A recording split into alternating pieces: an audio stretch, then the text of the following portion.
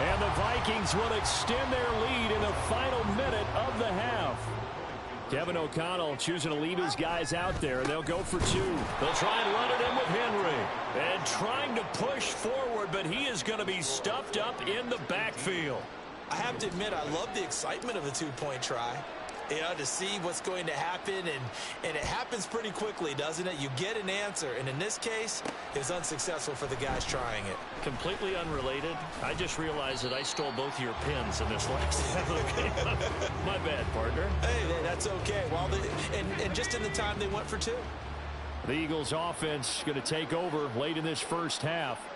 And Charles, you're down multiple scores, less than a minute left here. But with that deficit, they've got to try to at least work their way into field goal range to try to muster something out of this drive. And I'm going to go ahead and date myself one more time because I'm going to quote an old Smokey and the Bandit lyric. They've got a long way to go and a short time to get there. But they still have time to get it. And now off to the races down the right side. Touchdown, Philadelphia. Kaderl Hodge. 67 yards. And the Eagles get a late score here in the final minute of the first half. Extra point by York is up and good. And that'll make this now an 11-point deficit. York ready, and here we go as he sends this one away.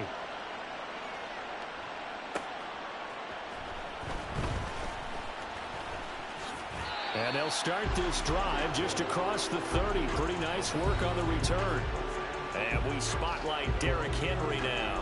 And he's well on his way to a 100-yard game. He's already more than halfway there. We're only in the second quarter. And what I've always loved about running backs is they'll tell you, I had no idea how many yards I had. Those guys have an innate sense of where they are in a ball game and how many yards they've accumulated, because you know they're always working towards 100. He's been working well towards 100 here. Due to time constraints, we move you forward in today's broadcast to the beginning of the third quarter. Welcome back. Charles and I settled into the booth ready for quarter number 3.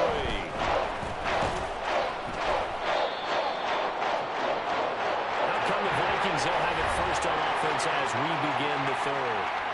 Well, Charles, for them, pretty good first half on the ground. They had some success running the ball in quarters 1 and 2, and they've got the lead now, a chance to expand upon that lead here with their first drive in the third quarter. Yeah, believe it or not, you and I have noticed that this great game of football has shifted towards pass first, run second. Right. So for me, it's really nice to see some of these teams keeping the ground game as a big component of their offense, and it's working pretty well for them now. And let's face it, they can continue to do damage with it. And in addition, it sets up the pass game really well for them, too. That's some good closing speed there defensively, because that looked open for a minute. But that's great work with the ball in the air. Never gave up, converged on his man, and broke the play up. Now a nice throw here right side. He hauls it in. And they work this well upfield across the 45. A first down there on a pickup of 25. Off of play action, Tagovailoa. And his throw is incomplete. So many times when we talk about coverage, we're just about a defender running with a receiver, but a big part of it is understanding where the football is, finding it. In this case, when it arrived, it wasn't a surprise, and he was able to bat it away. And he's down right around midfield after a gain of 2, maybe 3. Vision is so important for the man in the middle, because his ability to look through all the clutter that's happening in front of him, diagnose a play, and then go make it and finish it, that's when the great ones know that they have the goods. Steps away, and he can't get rid of it. He's taken down. The defense rising to the challenge and setting him back on the sack. They need to stop to get back into this game, and here's one right to start the third quarter. Yeah, anytime you go to the lockers with that 2-3 score deficit, you're right. You need that stop, get the football back, and they've done just that. Series to series, play to play. Now on fourth down, they throw the deep ball, but it winds up to be incomplete. A surprising move to go for it, predictably, at least somewhat predictably. It doesn't pay off, and the Eagles are going to take over in great field position. It's a 6-yard gain on the ground, and that'll make it 2nd and 4. First play of the drive, let's give credit all around. Excellent blocking, but the guy carrying the ball, he was the finisher. A really nice run. On second down now, it's Brooks. And he's going to get this one down to the 30. Only a yard on the pickup there, and it'll bring up a third down. It's tough time to get him established, but in my estimation, they've got to pick up the urgency here. They've got to get quickly in and out of the huddle and run off a bunch more plays. Well, this is not going to be enough. Was in search of 2 yards and only got halfway there.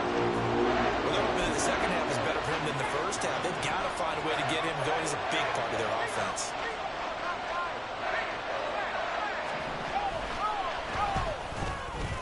York able to send this one through, but now there is a penalty marker on the field, so let's see what this is about. Roughing the kicker.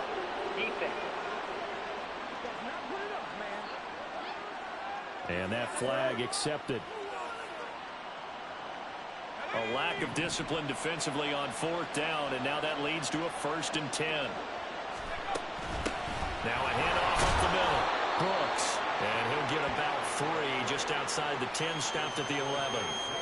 I do know from experience that when you slow down someone's running game, you're now doing the dictating on defense. And guess what? Now you're getting ready to tee off on their quarterback because they have to throw it all the time.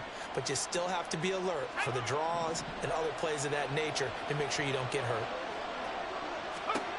Looking to throw. McKee.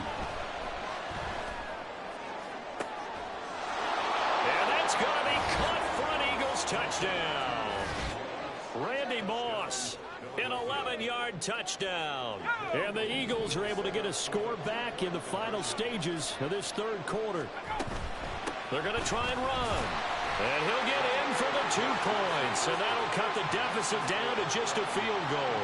I guess the coach looked at the 2-point cheat sheet, said go for it, get it to a 3-point game, and they did it. Yeah, and sometimes you just throw out time of game. You don't worry about that. There's just a feel sometimes in making that call. And he felt good about what he had for a 2-point conversion. And now they're only down 3 and feeling great about themselves. We have played 3 quarters. You are watching Madden Ultimate Team on EA Sports. And we return, welcoming you back to Minneapolis. It's been a very hotly contested game to this point. Just a field goal separating these 2 teams as we get set for the 4th quarter. Able to fight through 1 tackle. And this will leave him a yard short. Nice pickup of 9 yards on 1st down. And from the 41, this is 2nd and a yard. Oh, now some trickery. They fake the spike. Escaping the pressure running. A gritty play there. Put his nose down and got his guys a 1st. He's been patient this entire game, waiting for the perfect moment to surprise them with a quarterback keeper. There he catches him off guard and converts his first rush of the game into a 1st down. Gotta love that efficiency. Yeah, boy, and it's tough to bring him down that time. He surges forward. He's going to get a full 6 out of that. 2nd down. This 2nd and 4. Again, it's Henry. And across the midfield, stripe into Eagle territory.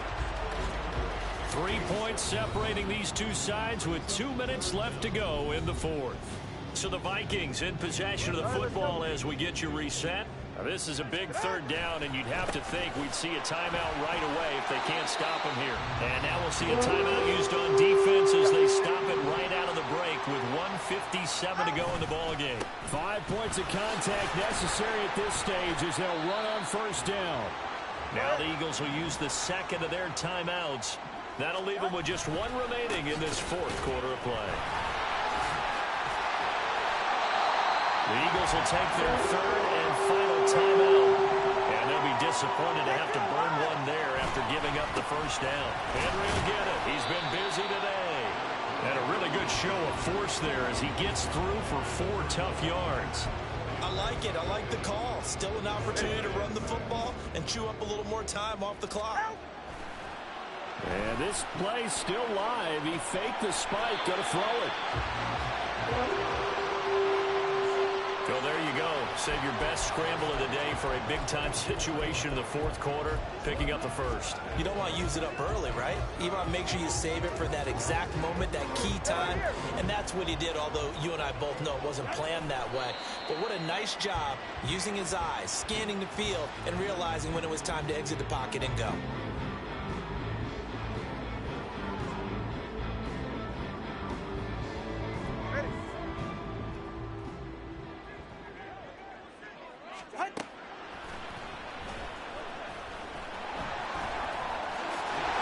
And he will have a Viking first down, and that should be the one that gets him to the finish line. A big pickup there, and without question, that should be more than enough to wrap this one up. Now this is going to be a quarterback draw. And a minuscule gain of maybe a yard from the 6 to the 5. Well, praise has to go to the guys on the offensive line because they've had a very nice, productive day running the football. How about that poor defensive line? They've been knocked around the entire game, and while they slowed them down on that run, can they continue to do so? Because they have... And he takes it in for the score on the game's final play, so it doesn't affect the outcome, but a little whipped cream on top to their ending. As our friends in Bayou Country would say, that's a little lagniappe, a little extra on top. So the final seconds have ticked away in this Minnesota victory. And we talked so much about the turnover battle determining who wins and who loses. This game, no exception.